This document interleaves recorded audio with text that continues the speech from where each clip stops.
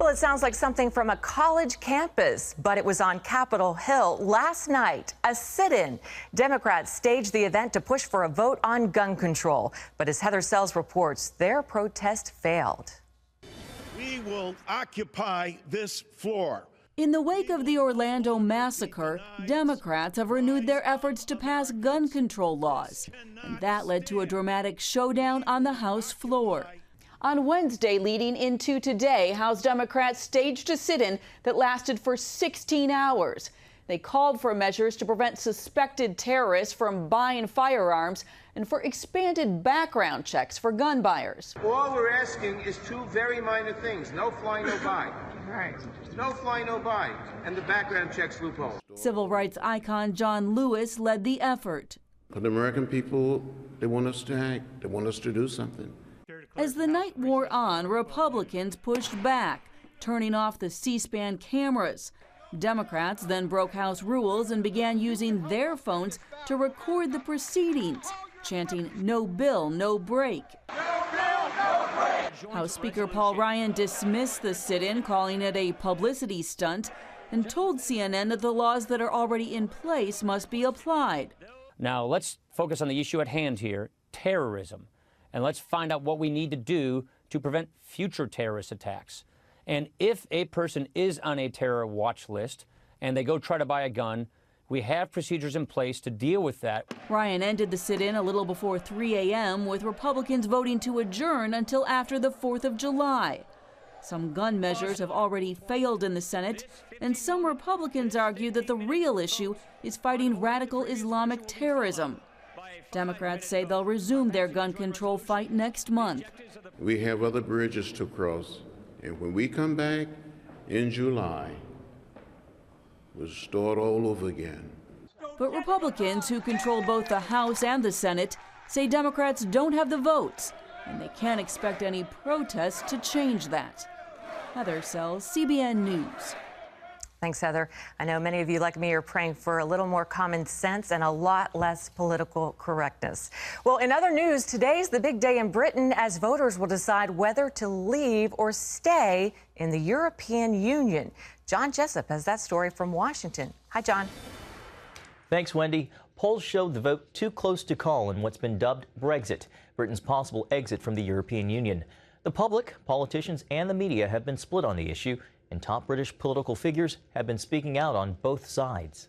We are a sovereign country. We choose to join NATO or choose to join the EU, and if we choose to leave, we can leave. But let's be clear, if we do leave, that's it. We're walking out the door, we're quitting, we're giving up on this organisation, which even if we leave, will have a huge effect on our lives, on our children, on our opportunities, on our businesses. I don't think Britain, at the end, is a quitter. I think we stay and fight. That's what we should do. Do you think we can vote leave and take back control? I think we can.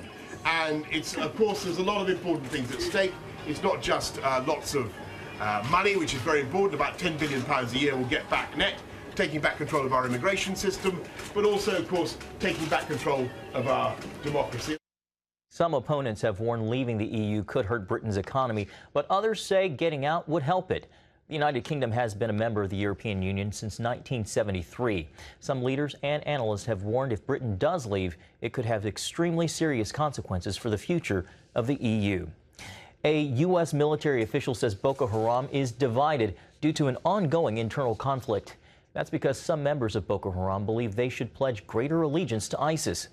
Reuters reports the Islamic State has urged the Nigerian terror group to stop using children as suicide bombers, a demand that Boko Haram's leader refuses. About half of Boko Haram broke off into a separate group that pledges more loyalty to ISIS. Many are concerned Boko Haram may adopt the Islamic State's call for more attacks on the West. Well, the cross, a small cross, will remain off the seal of Los Angeles County. The L.A. County Board of Supervisors will not appeal a judge's ruling in favor of the American Civil Liberties Union. The civil rights group fought to have the cross removed, saying it claims it violates separation of church and state.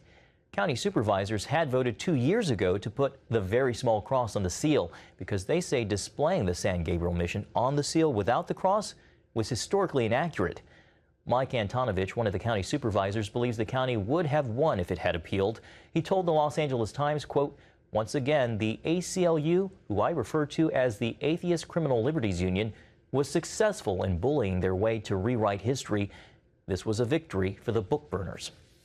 In Israel, a growing number of construction sites have uncovered some ancient treasures in unlikely places. Chris Mitchell brings us this look at what archaeologists are finding, including historic evidence of how Christianity in the 5th century rapidly spread across the region. Here in Israel's Central Plains, a building boom dots the skyline with cranes in places like Rosh Ha'ain. Before any work commences, the Israel Antiquities Authority conducts what it calls a salvage excavation. We started to digging here, okay, and we didn't know what we were going to find. But after 3 months, we exposed pretty nice and large monastery. The discovery of many impressive rural churches and monasteries in the area shows that Christianity spread rapidly around the 5th century. Excavation director Amit Shadman says the Byzantine church is paved with a colorful mosaic. One of the most important finds is the Greek inscription at the entrance. It's exactly the same like today, you know. Yes. People want to know that they gave the money, and you have to understand that it's very expensive to build a complex like this. The inscription says this place was built under Theodosius the priest. Peace be upon you when you come. Peace be upon you when you go. Amen. That's the equivalent of a donor's plaque in a modern building. Up to 30 monks would have lived on the compound, and Shadman believes they were also farmers. The compound included living quarters, stables, and an olive oil press. He says those would not have been built without the help of the church.